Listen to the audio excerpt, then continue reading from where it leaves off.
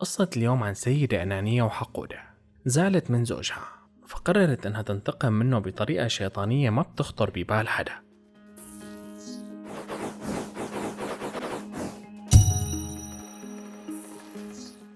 السلام عليكم، معكم كريم وأهلا وسهلا فيكم بفيديو جديد. قصة اليوم من مدينة آشلاند بولاية كنتاكي الأمريكية، وهي المدينة اللي انولدت فيها بطلة القصة ليندا ديلاني أو ليندا داربي أو ليندا ماكلروي عام 1943. ليش عندها كل هالكنيات؟ رح يبين معنا خلال الفيديو. انولدت باسم ليندا ديلاني، ومن لما كانت صغيرة كانت الصفة الأساسية اللي بتميزها هي الأنانية. ما كانت تحب إلا نفسها، وكان الشيء الوحيد اللي تحب تعمله هو إنها تستمتع بحياتها. بالمدرسة كانت ليندا طالبة كسولة، وكانت متعبة أهلها معها، ورغم محاولاتهم لحتى يخلوها تدرس إلا أنها كانت عنيدة وعملت اللي براسها، وتركت المدرسة وهي بعمر صغير. بعام 1956 تزوجت ليندا وعمرها 13 سنة بس. علاقتها بزوجها كانت عادية مثل أي اثنين متزوجين، وخلال السنوات الأولى من زواجهم أنجبوا 4 أطفال. صارت أم ل4 أطفال وهي بعمر 18 سنة، بس أبدا ما كانت متحملة مسؤوليتهم، وبقيت مثل ما كانت. همها الأول والأخير نفسها. كانت تقضي معظم وقتها برات البيت وتترك أطفالها بالبيت لحالهم. زوجها كان مسالم وما كان يحب يعمل مشاكل معها، ولما كان يسألها وين عم تروحي كانت تقله إنها عم تروح لعند صديقاتها. زوجها المسكين كان يصدق كلامها وما كان عرفان وين عم تروح بالحقيقة. ليش وين كانت تروح؟ بعمر 18 سنة تعرفت ليندا على شاب اسمه تشارلز داربي. تشارلز كان شخص جذاب، ولما تعرفت عليه ليندا كان عمره 17 سنة، يعني أصغر منها بسنة واحدة. صار في إعجاب متبادل بيناتهم، والموضوع اتطور لعلاقة غرامية، رغم إنها كانت متزوجة وعندها 4 أطفال، وصارت تقضي معظم وقتها معه. تشارلز تعلق بليندا بشكل جنوني، لدرجة إنه حاول يقنعها إنها تترك زوجها لحتى تتزوجه هو. بالبداية كانت ليندا مترددة شوي، كيف بدها تترك أطفالها ال4 عند أبوهن؟ واللي خلاها تتردد أكثر إنه المجتمع اللي كانوا عايشين فيه يعتبر مجتمع محافظ. مدينة آشلاند مدينة صغيرة وكل الناس فيها بيعرفوا بعض، وإذا اتطلقت من زوجها لحتى تتزوج شخص تاني رح تتسبب بفضيحة كبيرة لأهلها ولأهله، وأصلا أهل تشارلز مستحيل يوافقوا على هالزواج. بس تشارلز كان مصر، قالها إنه ما عنده أي مانع إنه الأطفال يعيشوا معه، وهو مستعد يربيهم كأنهم ولاده بالضبط. وبالنسبة لأهله فهو مستعد يقطع علاقته فيهم نهائيا، وعنده استعداد كمان إنه ينتقل معها لمدينة تانية لما يتزوجوا لحتى يبعدوا عن كلام الناس. بالنهاية وافقت ليندا وانفصلت عن زوجها الأول. لا فرقت معها الفضيحة ولا همها إن أولادها رح يعيشوا بعيد عن أبوهن. الشيء الوحيد اللي همها هو نفسها. بعام 1962 تزوجت ليندا من تشارلز داربي، وتركوا مدينة آشلاند وانتقلوا لمدينة هاموند بولاية إنديانا.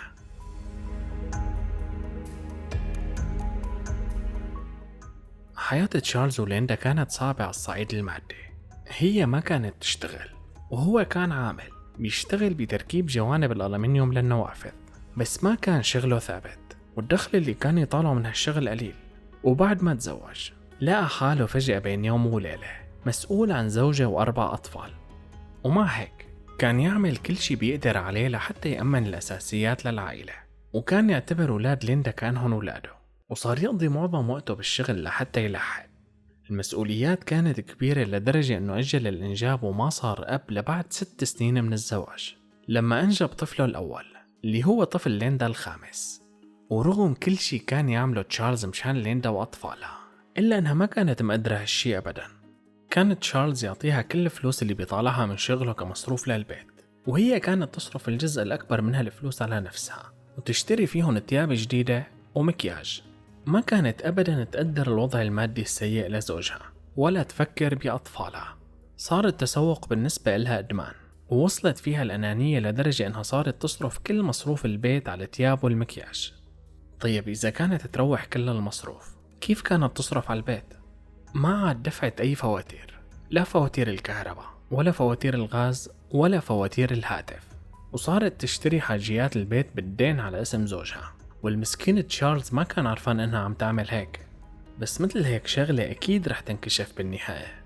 بعد فترة وبسبب عدم دفع الفواتير انفصل خط الهاتف وانقطعت الكهرباء عن البيت وكمان الغاز، وأصحاب المتاجر اللي كانت ليندا تشتري منهم حاجيات البيت بالدين على اسم تشارلز بدوا يطالبوه بالديون. لما عرف تشارلز إنه ليندا ما عم تستخدم شي من المصروف اللي عم يعطيها إياه على البيت واجهها وسألها ليش هيك عم تعمل وشو عم تساوي بالفلوس، وبدل ما تحس بالذنب وتعتذر عن الشي اللي عملته اخترعت كذبة بنفس اللحظة وقالت له إياها. شو هي هالكذبة؟ صارت تبكي وقالت له إنها كانت تعبانة وراحت على المشفى، والأطباء خبروها إنها مصابة بمرض السرطان، وهي ما حبت تشغل باله لهيك خبت عنه الموضوع. وبما إنه ما معها تأمين طبي ما كان قدامها خيار إلا إنها تاخد من مصروف البيت لحتى تدفع تكاليف العلاج. الكلام اللي قالته ليندا كان صاعق ومفجع بالنسبة لتشارلز، ما شك للحظة واحدة إنها ممكن تكون عم تكذب عليه، والغضب تجاهها تحول لإحساس بالذنب لأنه وضعه المادي سيء ومو قدران يأمن تأمين طبي لزوجته. بعد ما اخترعت كذبة مرض السرطان صارت ليندا تطلب من تشارلز فلوس أكتر مشان العلاج، بس كمان هالكذبة ما رح تستمر للأبد وحبل الكذب قصير. كان واضح إنه ليندا ما عليها أي آثار للمرض، ولما كان يقلها إنه بده يروح معها على المشفى كانت تحاول تتهرب وتخترع أي سبب لحتى ما يروح. لهيك بلش تشارلز يشك إنه في شي غلط، قرر إنه يروح على المشفى ويسأل، ولما راح اكتشف إنه كل كلام ليندا كذب بكذب ومنها مصابة بالسرطان. راح على البيت ليواجهها، وهالمرة كانت صريحة معه واعترفت له إنها عم تصرف الفلوس على تياب والمكياج، وقالت له شو أعمل لك؟ لازم تدبر حالك وتعطيني مصروف كبير. فقد تشارلز الأمل من ليندا. مع هيك ورغم كل شي عملته فيه كان لساته بيحبها وما بده يتركها، لهيك قرر إنه يحط حد لتصرفاتها. صار يدفع فواتير البيت بنفسه، وبالنسبة لأنها كانت تشتري الحاجيات من المتاجر على اسمه فكر بطريقة يخليها تبطل تشتري بالدين، وما كان عارفان إنه هالطريقة راح تكون السبب بتدمير حياته. شو هي هالطريقة؟ نشر إعلان بإحدى الصحف المحلية بيقول فيه: أنا تشارلز داربي، لا علاقة لي بأي ديون مستقبلية على زوجتي ليندا داربي المذنبة بالكذب وبالإفراط في الإنفاق. لما عرفت ليندا إنه تشارلز نشر هالإعلان تحول بلحظة واحدة من زوجها وحبيبها لعدو إلها، وحطت براسها إنها لازم تنتقم منه وتخليه يندم على اللحظة اللي فكر يعمل فيها هيك. بعد اللي صار ظهرت ليندا بأنها سامحت تشارلز لحتى ما يحس عليها إنها بدها تنتقم منه، وبعدها على مدار عدة شهور صارت تحط له سم بالأكل والشرب. كيف ظلت عم تسمم عدة شهور بدون ما يموت؟ كانت تحط له كميات قليلة من السم بحيث إنه يمرض ويتعب بس ما يموت، وهالشي مشان يتعذب لأطول فترة ممكنة. الأطباء كانوا عاجزين عن تحديد المرض أو سبب الآلام اللي كانت تشارلز يعاني منها، وهذا بالضبط اللي كان بدها إياه ليندا. بعد عدة شهور لما وصل مرض تشارلز لأخطر مرحلة قالت له ليندا إنها رح تاخد أطفالها ال5 وتروح تزور أهلها بمدينة آشلاند لأنه أبوها مريض وبدها تطمن عليه، إنها تترك زوجها وهو بوضع صحي صعب بدون ما يكون حدا عنده شي مستغرب. بس هالشي كان جزء من مخطط ليندا للانتقام من تشارلز. وفعلا بأول يوم من أيام شهر مارس عام 1972 راحت ليندا مع أطفالها ال5 على بيت أهلها بمدينة آشلاند، وبعد 4 أيام رجعت على ولاية إنديانا، بس ما راحت لعند زوجها تشارلز. وين راحت لكان؟ راحت على مدينة قريبة من المدينة اللي فيها بيت زوجها تشارلز، واسمها المدينة فالباريزو. المسافة بين المدينتين حوالي 40 دقيقة، وهنيك استأجرت غرفة بفندق، وبنفس اليوم بالليل نيمت أطفالها ال4 وجهزت حالها لحتى تروح لعند زوجها وتنفذ الجزء الأخير من مخطط الانتقام. حست عليها بنتها الكبيرة، قالت لها ليندا أنا طالع شوي وراجعة، ديري بالك على أخواتك وانتبهي حدا يعرف إني طلعت من هون وإلا رح أعاقبك. تركت ليندا أطفالها ال4 من زوجها السابق بغرفة الفندق، وأخذت معها طفلها الرضيع اللي هو ابن تشارلز الوحيد، وطلعت من الفندق وركبت سيارتها. لوين راحت؟ راحت على مدينة هاموند، ولما صارت قريبة من بيت زوجها وقفت عند محطة وقود وعبت جالونين بنزين كانوا معها بالسيارة، سعت كل جالون منهم 20 لتر. بعدين أخذت هالجالونين وراحت فيهم على البيت لعند تشارلز، ولما وصلت تركت الطفل لحاله بالسيارة. لما فاتت على البيت زوجها تشارلز كان نايم، دورت على بندقية الصيد ودخلت لعنده، وبكل دم بارد أطلقت النار عليه. قديش كمية الحقد اللي بقلبها على تشارلز كانت كبيرة لحتى عملت هيك. كانت كبيرة لدرجة إنها ما اكتفت بإنها عذبته بالسم على مدار عدة شهور، ولا اكتفت بإنها أطلقت النار عليه وقتلته. بكل برودة أعصاب حطته داخل حقيبة ملابس كبيرة وسكرت الحقيبة، ورشت كمية كبيرة من البنزين على الحقيبة وعلى السرير، وشعلت عود كبريت وحرقته. ارتكبت هالجريمة بالوقت اللي كانت تاركة طفل تشارلز الوحيد بالسيارة قدام البيت. مجرد انها عملت هيك بيعطيكم فكرة قديش كانت بلا ضمير، وقديش فكرة الانتقام اللي اختارتها كانت وحشية وشيطانية.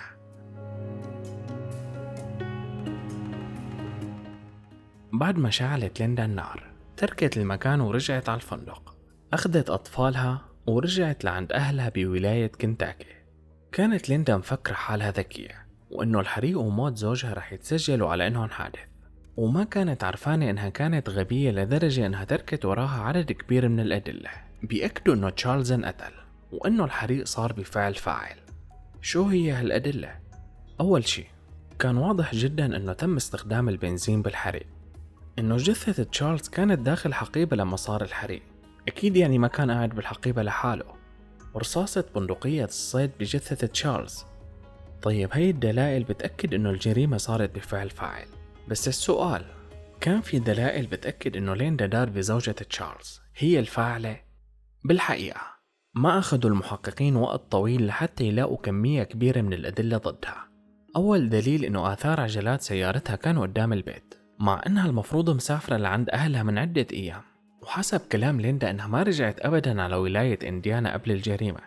الدليل الثاني إنه العمال بمحطة الوقود القريبة تعرفوا على ليندا لما سألوهم المحققين، وقالوا إنها مرت عليهم بتاريخ 4 مارس حوالي منتصف الليل، يعني قبل الحريق بأقل من ساعة، وعبت من عندهم جالونين بنزين. الدليل الثالث تبين بعد فحص الطبيب الشرعي للجثة، واللي أكد إنه تم تسميم تشارلز لعدة شهور قبل ما ينقتل، وهالشي ما حدا ممكن يعمله إلا زوجته ليندا اللي عايشة معه بنفس البيت. من الأدلة المهمة كمان إنه تم العثور على بندقية صيد خلف ماكينة بيع ذاتي بالفندق اللي كانت فيه ليندا وأطفالها بيوم الجريمة، وتبين إنها نفس البندقية اللي استخدمت بقتل تشارلز. ولما المحققين سألوا الموظفين بالفندق إذا كانوا بيعرفوا ليندا، كلهم أكدوا إنها حجزت عندهم غرفة بيوم الجريمة وكان معها 5 أطفال. وبسبب كمية هالأدلة ضد ليندا، واللي ما بتخلي أي مجال للشك إنه هي اللي ارتكبت الجريمة، ما استمرت محاكمتها لوقت طويل، رغم إنها رفضت الاعتراف بإنها الفاعلة. بأكتوبر من عام 1970 أدينت ليندا داربي بجريمة قتل من الدرجة الأولى، وحكم عليها بالسجن المؤبد مع عدم إمكانية إطلاق السراح المشروط تحت أي ظرف. رغبة ليندا بالانتقام أعمتها لدرجة إنها ما فكرت أبدا شو حيصير بأطفالها ال5 بعد ما تنتقم. قتلت الشخص اللي كان هو المعيل الوحيد لأطفالها بس لأنه حاول يحط حد لتصرفاتها. حاولت أبحث وأعرف شو صار بالأطفال بعد ما سجنت ليندا، بس للأسف ما لقيت معلومات. احتمال يكونوا تربوا ببيت جدهم أو عند حدا من قرايبينهم، بس الاحتمال الأكبر إنهم يكونوا تربوا بدار الأيتام. دخلت ليندا على سجن إنديانا للنساء بمدينة إنديانابوليس، وفقدت الأمل من إنها ممكن تطلع منه بيوم من الأيام، بس اللي صار عكس ما كانت متوقعة. بعد 2 سنين بس، بعام 1972 تسلقت ليندا داربي سياج السجن وهربت منه. ما كانت مخططة أنها تهرب من قبل، بس كانت قريبة من السور وما في حدا قريب عليها، ولقت إنه هي فرصة مناسبة، فقررت بنفس اللحظة أنها تستغل الفرصة وتهرب. قدرت ليندا أنها تهرب، بس تعرضت لجروح كتيرة خلال عملية تسلق السياج بسبب الأسلاك الشائكة. ركضت بين الشجر لحتى وصلت لمنطقة فيها مجموعة من البيوت، وبالصدفة شافتها سيدة ودخلتها لعندها على البيت لحتى تعالجها. كان في عندها السيدة قريب إلها اسمه ويليام ماكيروي. ويليام كان جاي بزيارة لعند قريبته من ولاية تينيسي. لما شاف الحالة السيئة اللي كانت فيها ليندا، تعاطف معها وسألها: شو صاير معك؟ قالت له إنه صديقها ضربها، وهي خايفة منه كتير ومو عرفانة شو تعمل ولا وين تروح. تعاطف ويليام ماكلروي مع ليندا وقرر إنه يساعدها. قالها إذا بدك باخدك معي على مدينة بولاسكي اللي عايش فيها. مدينة بولاسكي هي مدينة صغيرة بولاية تينيسي، عدد سكانها أقل من 10,000 نسمة، وكل الناس فيها بيعرفوا بعض، وإذا رحتي معي لهنيك مستحيل صديقك اللي عم يلاحقك يقدر يوصل لك. وافقت ليندا مباشرة وبدون أي تردد، لأنها كانت متأكدة إنها إذا بقيت بولاية إنديانا الشرطة رح يلاقوها ورح يرجعوها للسجن. قدرت ليندا تخدع ويليام ماكلروي وراحت معه على مدينة بولاسكي. مو بس هيك، صار في علاقة غرامية بينه وبينها، وخلال وقت قصير اتزوجوا. كل هاد بدون ما يعرف أي شي عن ماضيها. لا كان بيعرف إنها متزوجة قبله مرتين وعندها 5 أولاد، ولا بيعرف إنها قتلت زوجها الثاني وهربت من السجن. قررت ليندا إنها تفتح صفحة جديدة بحياتها، وإنها تعيش مع زوجها الجديد حياة طبيعية. انقلبت 180 درجة وتحولت لسيدة مسؤولة بتقدر زوجها وبتحترمه. مو بس هيك، صارت تشتغل لحتى تساعد زوجها. بالنهار كانت تشتغل بتنظيف المنازل، وبالليل تشتغل برعاية المسنين، وبقيت على هالحالة لسنين طويلة. كيف قدرت تعيش حياتها بشكل طبيعي بدون ما تنكشف؟ زورت اسم عائلتها، وزورت رقم 1 برقم الضمان الاجتماعي. أكيد هالشي بوقتنا الحالي مستحيل، بس بالسبعينات كان ممكن. كمان كانت تتجنب تعمل الأشياء اللي بحاجة لوثائق رسمية، مثلا ما طلعت رخصة قيادة للسيارة.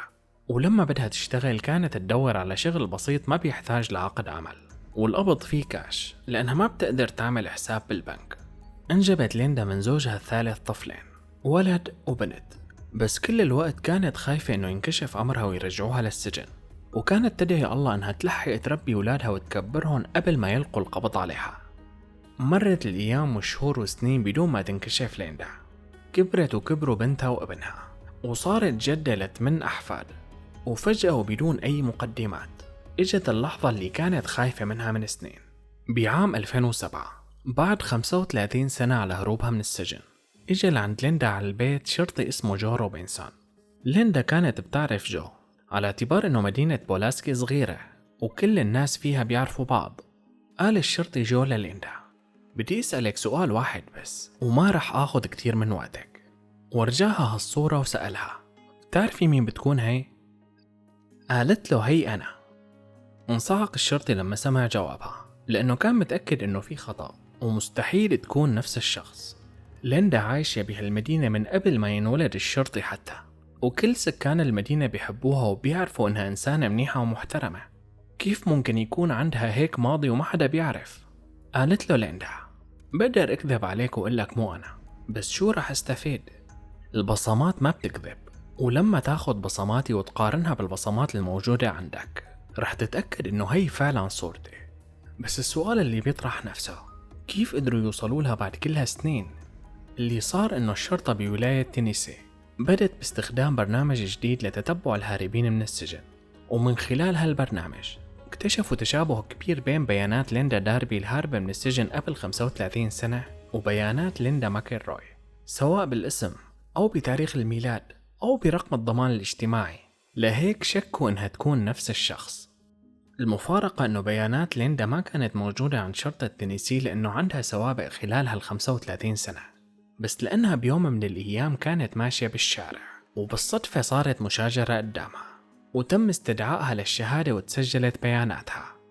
تم إلقاء القبض على ليندا وهي بعمر 64 سنة، ورجعوها على نفس السجن اللي هربت منه بعد 35 سنة على هروبها. وكل هالسنين الطويلة اللي عاشتهم كسيدة صالحة ما شفعوا لها قدام القانون. الخبر كان صاعق لكل سكان مدينة بولاسكي. كيف سيدة مثل ليندا ماكلروي معروفة بإخلاقها وطيبتها عاشت بينهم كل هالسنين بدون ما تأذي حدا، طلع عندها كل هالماضي الإجرامي؟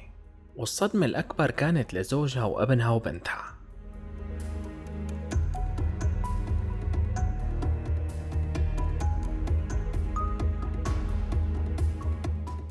بمقابلة تلفزيونية مع ليندا بالسجن، سألوها: شو قلتي لزوجك وولادك وأحفادك لما عرفوا ماضيكي؟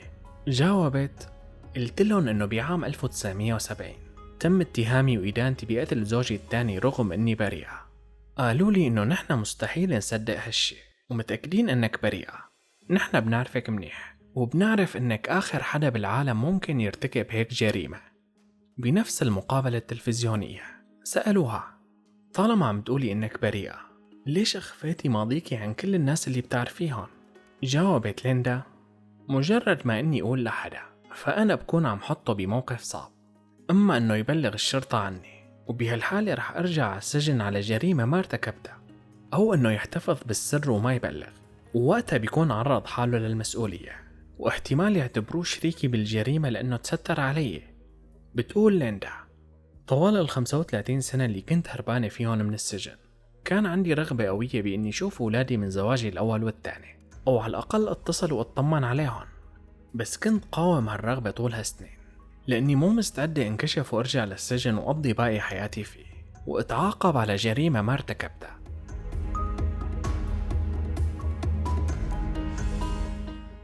قصة ليندا غريبة ومحيرة بكل الأحوال، سواء كانت هي اللي قتلت تشارلز أو مو هي.